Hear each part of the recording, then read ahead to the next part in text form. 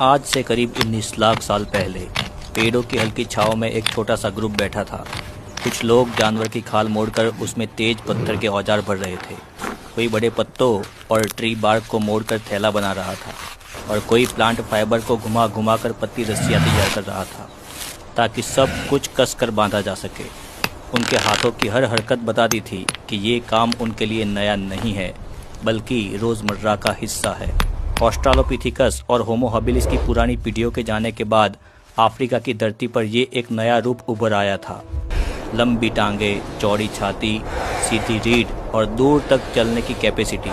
इनकी ऊंचाई लगभग 5 फीट 3 इंच से लेकर 6 फीट 1 इंच तक है। ये उन्हें उनके पूर्वज ऑस्ट्रालोपिथिकस के मुकाबले काफ़ी लंबा बनाती है। उनके चेहरों पर पुराना ढांचा था, भारी भौहें और मजबूत जबड़ा, लेकिन शरीर और दिमाग का मेल साफ दिखता था कि ये प्रजाति आगे बढ़ चुकी है। यही थे होमो इरेक्टस, सीधा खड़े होने वाला इंसान। वो ना तो पूरी तरह से इंसान थे, ना ही बंदर। असली फ़र्क उनके दिमाग में था। उनका दिमाग उनके पूर्वजों के दिमाग के मुकाबले काफ़ी बड़ा हो चुका था। इसी वजह से वो अब सिर्फ पत्थर उठाकर वार करने वाले जीव नहीं थे।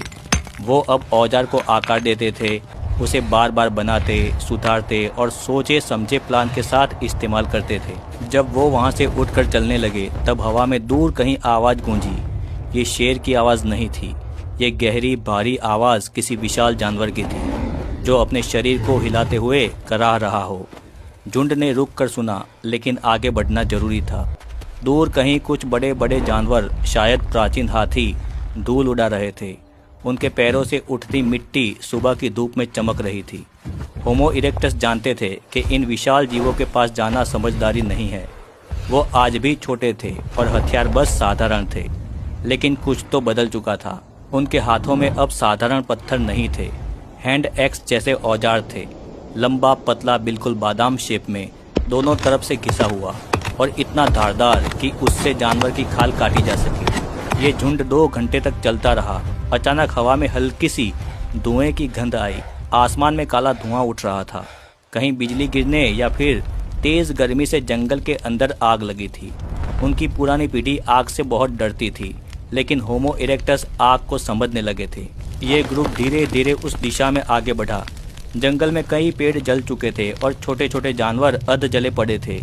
इन लोगों ने उन जानवरों को उठाया और उन्हें खाया। उन्हें ये शायद थोड़ा हल्का और टेस्ट में भी अच्छा लगा। एक बूढ़े नर ने एक जली हुई लकड़ी उठाई। उसमें अब भी आग जल रही थी। सब ने उसे घूरा। वो जलती लकड़ी उठाकर चलने लगा और जैसे ही हवा कम हुई तो वो लकड़ी